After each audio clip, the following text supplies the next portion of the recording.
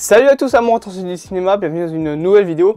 Aujourd'hui, on va faire une vidéo que je voulais faire depuis quelques temps, mais bon, qui n'est pas spécifiquement intéressante. Sachez que c'est pas une très grosse vidéo théorie, mais on va parler des 4 Fantastiques. Parce que durant la Comic Con, on a eu des infos dont on va reparler dans cette vidéo. On a eu aussi des petites rumeurs concernant le casting, concernant les personnages qu'on pourrait voir apparaître, concernant également l'histoire. Mais ça, c'est pas vraiment des rumeurs, c'est même des officialisations du côté de Kevin Feige, le patron de Marvel Studios. On a eu plus ou moins d'infos, on a eu une date de sortie également. Donc aujourd'hui, on va faire déjà un espèce de gros package d'infos qu'on a déjà sur le film Les 4 Fantastiques.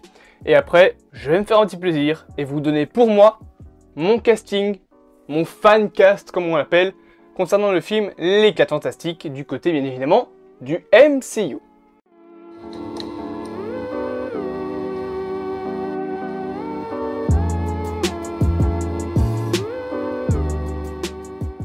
Alors déjà, comme d'habitude, permettez-moi de remettre ma lumière, parce que je suis tellement con que je ne sais pas foutre une lampe correctement.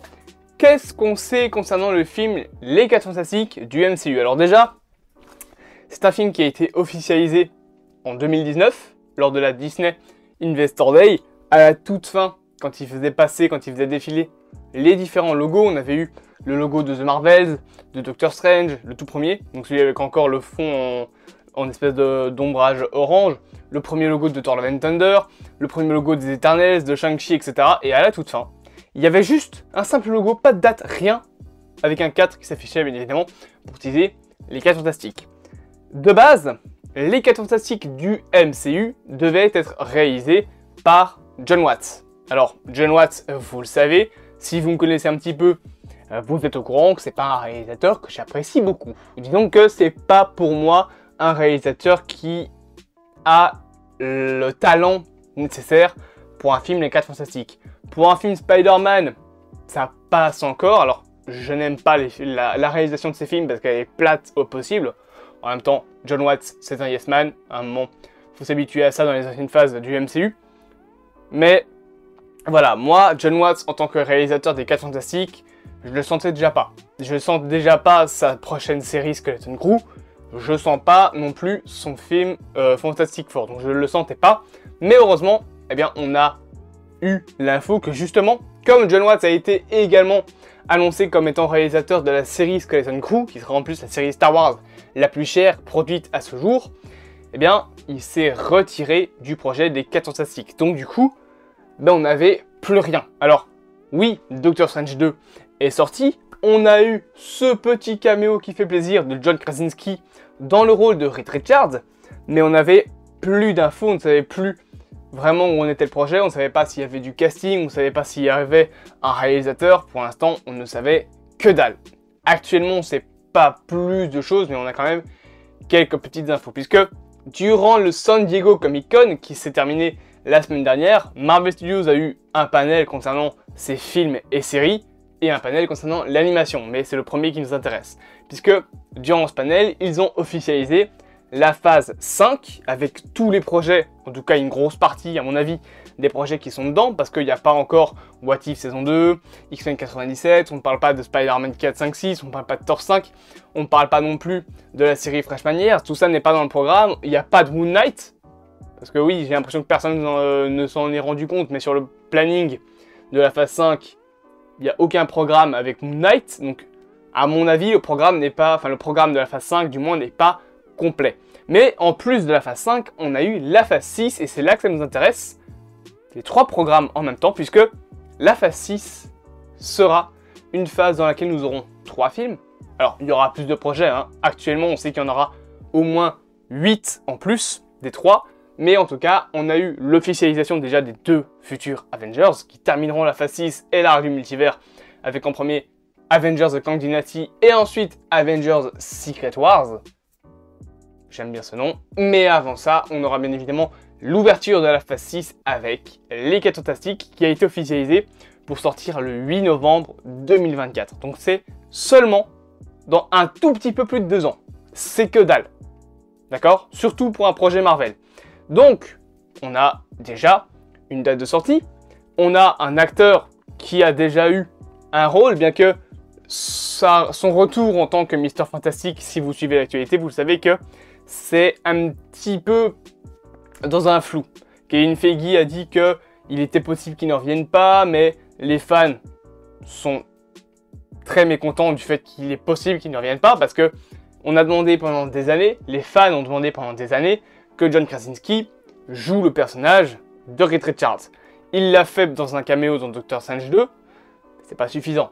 Quand t'as un fan qui te demande pendant des années un programme, enfin un personnage, pour jouer un personnage dans un programme, tu vas pas lui donner l'acteur en question pour un caméo de 5 minutes. C'est... Voilà, ou alors ils vont se prendre la communauté de Marvel en pleine gueule, surtout qu'en plus, elle est beaucoup moins... dans le sens...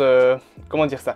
Elle est beaucoup moins ouverte à un changement d'acteur qu'avant. Par exemple, simple exemple, avant, changer 3 fois de Spider-Man, on s'en foutait. T'avais Spider-Man de Tobey Maguire, puis paf, on a eu Andrew Garfield, puis paf, on a eu Tom Holland, on s'en foutait. Maintenant, je pense que si on nous change un personnage qu'on a demandé pendant des années, qu'on le change John Krasinski pour une autre personne, pour un autre acteur, pour jouer le même personnage, avec le même âge, etc., ça va pas plaire aux fans. Donc oui, John Krasinski, pour moi, pourrait revenir, bien évidemment, dans son rôle de 4 Fantastique, mais on a des infos également concernant les personnages qui pourraient apparaître, et c'est là que c'est très intéressant, parce que j'ai peut-être quelques petites idées concernant certains personnages, et vous allez voir que c'est assez intéressant. Alors déjà, bien évidemment, on aura les 4 Fantastiques, à savoir donc Reed Richards, la Femme Invisible, la Chose, et je ne sais plus comment il s'appelle, mais donc la Torche Humaine. Mais à part ça, on aura probablement d'autres personnages comme, par simple exemple, Doctor Doom, qui est un personnage lié aux 4 Fantastiques. On pourrait également avoir dans ce film Kang. Alors, pourquoi est-ce que je vous dis qu'on peut avoir Kang? Ça paraît débile, mais rappelez-vous que Kang, son nom humain de base, c'est Nathaniel Richards.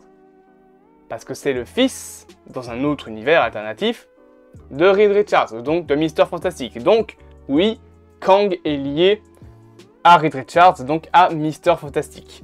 Et c'est pour moi les personnages qui pourraient apparaître. Alors oui, on pourrait avoir d'autres méchants, d'autres gentils également, hein, mais niveau perso, c'est plus ou moins tout ce qu'on a. Et dernière info par contre qu'on a eu concernant le film Les 4 Fantastiques, c'est que ce ne sera pas une origin story.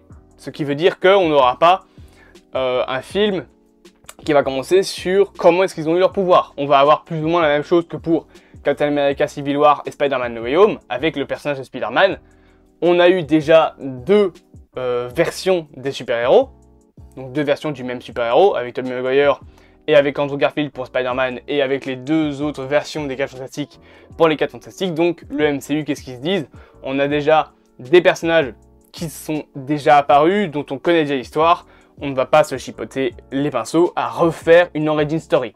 Alors oui, Spider-Man de base, Freshman Years aurait pu expliquer l'origin story du Spider-Man de Tom Holland, mais au final, vous avez peut-être vu la vidéo que j'ai sortie il y a quelques temps, mais on n'est clairement pas sur un projet dans le genre. C'est un petit peu un constat qu'on peut faire aussi concernant le film Raccoon City, enfin Resident Evil, Bienvenue à Raccoon City, dans le sens où dans ce film-là, on a des personnages des jeux vidéo qui sont apparus, Léon, Claire, Chris, Jill. Mais comme ces personnages-là, on les avait déjà vus dans la saga de Paul W.S. Anderson, comme on savait qu'ils avaient déjà eu une interprétation où les personnages se ressemblaient assez bien, ben, les créateurs du film Bienvenue à Raccoon City ont décidé de réinterpréter les personnages. On sait déjà à quoi ils ressemblent, autant refaire du nouveau. Et c'est ce que veut faire Kevin Feige. Il a annoncé déjà vouloir réinitialiser le MCU, réinitialiser aussi la chronologie Marvel, et donc ne plus faire comme avant. Ce qui veut dire ne pas faire d'origin story pour Spider-Man qui a déjà eu 2 versions, ne pas faire d'origin story pour les 4 Fantastiques qui a également eu 2 versions. C'est compréhensible et en même temps, peut-être qu'une origin story serait un petit peu plus logique dans le sens où les 4 Fantastiques ne sont pas apparus pour l'instant de ce qu'on en sait dans le MCU, à part Reed Richards, mais c'était un caméo d'un autre univers. Tout ce qu'on sait sur lui, c'est que il a une femme, qui est bien évidemment la Femme Invisible, et des enfants, mais c'est tout ce qu'on sait. On n'a pas vraiment d'origine concernant les personnages des 4 Fantastiques. Alors, est-ce que ce seront des personnages secondaires de certains films qui étaient un petit peu mis en avant, mais qui au final vont revenir dans ce film Les 4 Fantastiques en étant des membres de l'équipe? C'est complètement possible. Mais actuellement, C'est tout ce qu'on... Excusez-moi, je vous ai défoncé les oreilles. C'est tout ce qu'on sait. Maintenant, petit plaisir perso, bien évidemment. Je vais théoriser, je vais vous annoncer pour moi les acteurs qui pourraient jouer, que ce soit dans le film Les 4 Fantastiques ou dans le film Secret Wars, des personnages liés aux 4 Fantastiques. Maintenant, on va parler pour moi des personnes qui pourraient avoir des rôles. Et on va commencer par Mr. Fantastic. Bien évidemment, Mr. Fantastic pour moi, je me permets de remettre mon matos correctement, sera interprété par John Krasinski. Alors pourquoi est-ce que je dis ça? Déjà premièrement parce que c'est un acteur qui a la carrure, a la posture, a le charisme, le visage, pour moi, du personnage. En plus de ça, on a vu ce qu'il pouvait donner dans un film avec Doctor Strange et le Multiverse of Madness. Alors oui, ce n'est pas vraiment un Mr. Fantastic comme on pourrait l'avoir dans le film, dans le sens où là, il est un peu trop arrogant, puisque il balaye d'un coup de main, on va dire, la sorcière rouge en disant non mais c'est qu'une sorcière de pacotille. Bon, au final, trop arrogant comme tous les Illuminati, et ça devient un ficello. Mais du coup, oui, le personnage pour moi pourrait revenir. Alors oui, je sais, Marvel a dit qu'il était peu probable, ou en tout cas que ce n'est pas vraiment officiellement dans les cartons que John Krasinski reprenne le rôle, mais vu la fanbase qui demande depuis des années le retour de John Krasinski, enfin surtout son arrivée en tant que Mr. Fantastic, pour moi, ils vont pas se cantonner juste à un caméo de 5 minutes dans Doctor Strange 2. Parce que sinon ils vont se prendre toute la communauté de Marvel qui depuis des années est devenue bien plus toxique concernant le changement d'acteur sur des personnages. Ça dérangeait pas encore plus que ça concernant Spider-Man. On a eu Tobey Maguire, on a eu Andrew Garfield, maintenant on a Tom Holland. Mais là, la fanbase Marvel a changé, les fans de Marvel ont changé. Et faire ça, ça va pas jouer en la faveur de Marvel Studios et de Kevin Feige. Surtout que, bon, on sait que ce ne sera pas une origin story, je rappelle, donc, techniquement, eh ben, il pourrait reprendre le personnage. Alors oui, il pourrait avoir des flashbacks dans lesquels on explique certains morceaux des origines des 4 Fantastiques, notamment de John Krasinski. Mais si on ne se base pas sur une origin story, qu'on se base sur une équipe déjà formée depuis plusieurs années, John Krasinski pourrait revenir dans le rôle. Autre chose qu'on a, c'est que le film n'a plus de réalisateur. John Watts s'est embarré. Et John Krasinski, cette petite fouine, est réalisateur. Donc, oui, vous voyez où je veux en venir, pour moi, le réalisateur du film ne pourrait être autre que John Krasinski qui interpréterait également le personnage de Reed Richards. C'est peut-être un petit peu tiré par les cheveux comme conclusion, mais en plus de ça, dans les films qu'il a réalisés, je le trouve assez bien fait. Enfin, je trouve que ces films sont bien faits, je trouve que c'est un bon réalisateur. Concernant le personnage, cette fois-ci maintenant, de la femme invisible, qui est l'un des autres personnages dont j'ai vraiment une petite idée concernant le casting, le personnage, enfin l'acteur, l'actrice même, que je verrais bien dans le rôle, ce serait Emily Blunt. Alors, pourquoi Emily Blunt? Déjà, qui était Emily Blunt? Si vous ne la connaissez pas, c'est notamment l'actrice qui joue dans la série de films Sans un bruit. Tout simple. Mais pourquoi Emily Blunt? Déjà, premièrement, parce qu'elle ressemble un petit peu plus au personnage que n'importe quelle actrice. Elle n'est pas trop vieille, elle est blonde, comme le personnage. Mais surtout, elle a un lien dans la réalité avec John Krasinski. Et pour ceux qui connaissent un petit peu l'actrice, vous voyez où je veux en venir. John Krasinski et Emily Blunt sont mariés dans la réalité. Oui. Voilà, ça vous embouche un coin pour ceux qui ne savaient pas. Et du coup, oui, bien évidemment, pour moi, prendre un couple d'acteurs pour jouer un couple dans un film, s'il ressemble au personnage comme on le veut, Krasinski et Blunt ressemblent à Reed Richards et à la femme invisible, ce serait tout bénef, dans le sens où l'alchimie de couple qui doit y avoir dans les personnages, dans leur façon d'être dans le film, si c'est un couple, ce sera beaucoup plus facile que si c'est deux acteurs qui doivent jouer un rôle. Là, il va y avoir vraiment des émotions, des sentiments réciproques envers les deux personnages, et ce ne sera pas juste un rôle.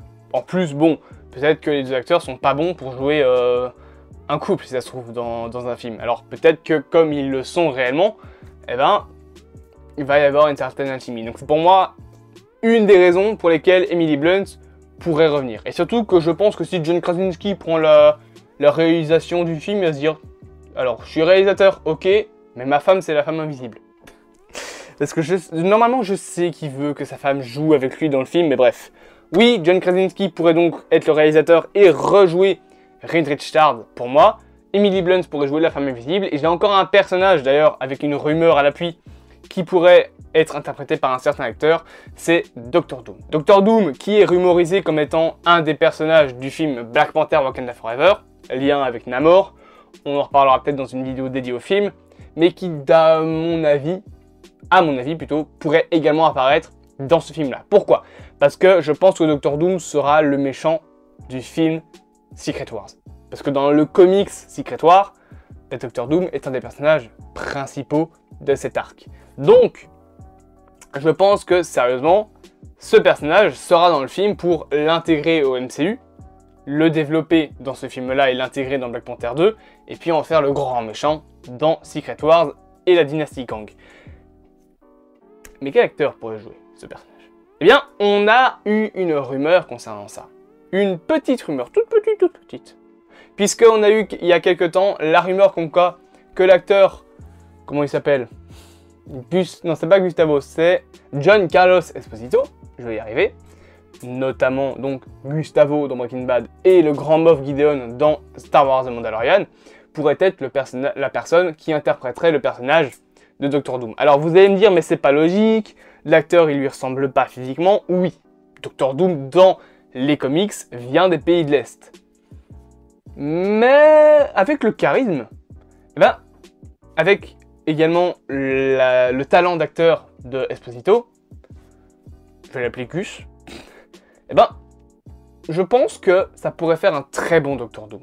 Alors, faut voir si il sera casté réellement dans le rôle, mais pour moi, je l'ai toujours dit, changer la nationalité, on va dire l'ethnie d'un personnage, ça me dérange pas plus que ça. Au début, je vous l'avoue, ça m'a dérangé pour Doctor Doom. Je me disais, mais attends, mais il lui ressemble pas plus que ça, puis j'ai réfléchi un petit peu, je fais, ouais, techniquement, c'est pas plus grave que ça, en fait. Qu'un acteur soit choisi, même s'il n'est pas de la bonne ethnie, on s'en fout un petit peu. C'est un petit peu le même constat que pour le Wesker de la série Resident Evil. Ok, de base, dans les jeux vidéo, Wesker c'est un mec blanc avec des lunettes de soleil et qui a les cheveux comme ça. Wesker dans la série, il a pas de cheveux, il est noir, et il n'y a que la version, attention spoiler pour la série Resident Evil, il n'y a que le Wesker original qui a des cheveux. Mais, tant que ça change pas le personnage, tant que le personnage est bon, tant que l'acteur est bon, on s'en contrefiche de si ça change une ethnie ou pas. Tant que c'est pas pour respecter un quota. Et d'ailleurs ça c'est ce qui me dérange avec la série Resident Evil, les gens qui disent que Netflix est trop woke, c'est... Vous avez vu leur CV? Qu'est-ce qui vous permet de vous dire qu'ils ont pris l'acteur pour respecter un quota et pour paraître woke et bienveillant entre guillemets, d'être tolérant avec toutes les ethnies, et pas plutôt que la série les a choisis pour leur talent. Parce qu'en plus, l'acteur qui est choisi pour jouer Wesker, c'est pas un mauvais acteur.